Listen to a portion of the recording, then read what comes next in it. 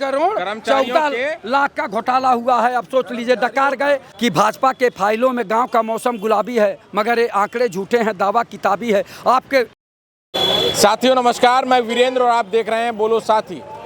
उत्तर प्रदेश सरकार ने बजट पेश कर दिया है और अब वो बड़े बड़े कसीदे पढ़ रहे हैं। हम आज उत्तर प्रदेश के बजट पे बातचीत करने जा रहे हैं। सबसे पहले आपका स्वागत है, बहुत बहुत स्वागत है। आपका भी पत्रकार महोदय बहुत स्वागत है। बजट पेश हुआ है, कह रहे हैं बड़ा उत्तर प्रदेश का विकास तय करेगा ये। हाँ, बहुत अच्छा बजट माननीय मुख्यमंत्री जी योगी आदित्यनाथ जी कहे हैं कि 9,12,000 करोड़ का बजट है, इससे जनता को बहुत राहत मिलेगी।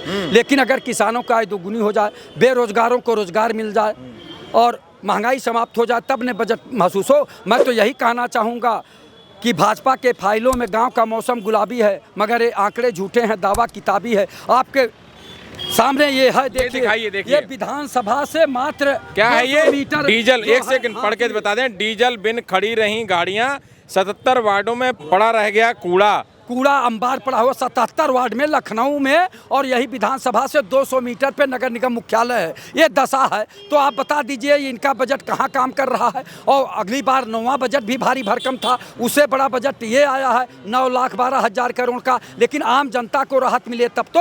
आप ये बताइए, आउटसोर्सिंग का वेतन बढ़े तब न महसूस करे जनता की ये बजट है। और दूसरी बात, घोटाले इसी नगर निगम में 1 करोड़ जो है, 1 करोड़ 14 लाख का घोटाला हुआ है। अब सोच लीजिए, डकार गए। तो अब ये सरकार जो है क्या कर रही है, आप बताइए। केवल बजट बढ़ा रही है। माननीय मुख्यमंत्री जी कह रहे हैं कि बीमारू प्रदेश से अच्छा प्रदेश हमने बनाया। आज बताइए कि लखनऊ में 110-11 वार्ड हैं और उसमें 77 वार्डों में सफाई नहीं हुई, तेल के अभाव में। और यही नगर निगम और विधानसभा की दूरी केवल 200 मीटर है। यहाँ जब सुधार नहीं हो रहा है तो गाजीपुर से गाजियाबाद अन्य शहरों में क्या दशा होगी। माननीय मुख्यमंत्री जी उस पर क्यों नहीं बोलते हैं। ये लोग ये जो बजट लाए हैं, ये केवल बजट को हड़प करने के लिए लाए हैं इतना बड़ा बजट। ये अधिकारी और नेता मिलके जो है भ्रष्टाचार कर लेंगे और धरातल पे कुछ नहीं जाएगा।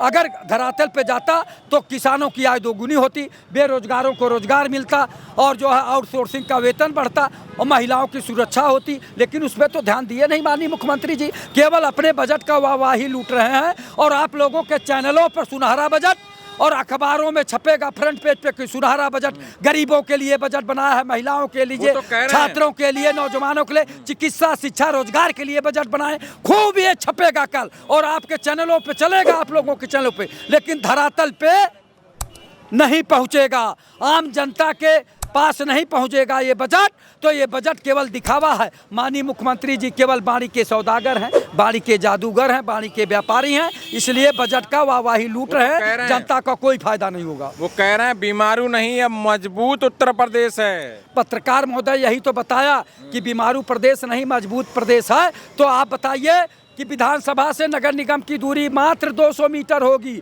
और जब नगर निगम में बार अब इसीलिए आपको दिखाना चाह रहा हूं कि जब यही बीमारी नहीं खत्म हो पाई तो पूरे उत्तर प्रदेश में गाजीपुर से गाजियाबाद तक बीमारियां ही बीमारी है। लेकिन माननीय मुख्यमंत्री जी को दिखाई नहीं दे रहा कि लखनऊ में 77 वार्डों से जो कूड़ा करकट उठाया नहीं गया डीजल के अभाव में। लखनऊ में जो मेट्रो सिटी है, स्मार्ट सिटी है कहते हैं माननीय मुख्यमंत्री जी, इसी का बखान करते हैं। तो आप बता दीजिए कि गाजीपुर से गाजियाबाद की दशा क्या होगी। इस बजट से आम जनता को राहत मिले तब ने आम जनता समझे। अच्छा ये बताइए कि पिछली बार जब बजट पेश हुआ तो 400 करोड़ रुपया उच्च शिक्षा प्राप्त करने वाली जो लड़कियां हैं उनको स्कूटी बांटी जानी थी, लेकिन पिछले बजट में वो स्कूटी नहीं बटी। इस बार भी 400 करोड़ रुपए जारी हो गए।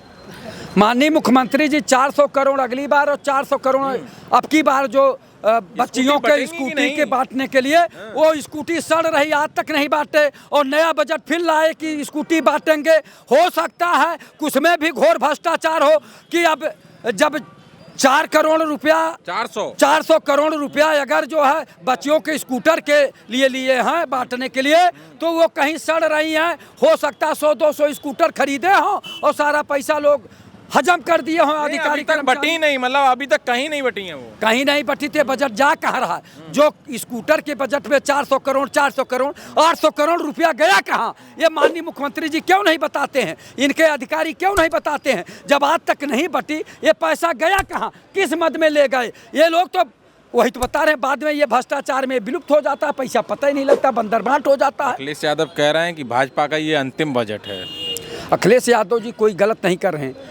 भारतीय जनता पार्टी से किसान परेशान, नौजवान परेशान, छात्र परेशान, सवर्ण परेशान, बैकवर्ड परेशान, आदिवासी परेशान, सब तो परेशान है। तो कौन वोट देगा भारतीय जनता पार्टी को? भारतीय जनता पार्टी अभी तक हिंदू मुसलमान करके वोट ले रही थी, मंदिर मस्जिद करके वोट ले रही थी, और अब तो दलित, पिछड़ा और सवर्ण समाज को भी बांटने का काम कर रही है। अब एक कैसा आ गया है मामला कि अब ये लोग जो है मानने के लिए तैयार नहीं है कि पिछड़ा और दलित भी हिंदू है। अब तक कह रहे थे एक रहोगे तो नेक रहोगे, बटोगे तो कटोगे, और हमें एक रहने के लिए, नेक रहने के लिए तैयार हैं। अब ये लोग हम लोगों को झटका दे रहे हैं। बजट में भी वही हाल है। बजट इनका ऐसा आया है, दिखावा वाला बजट है।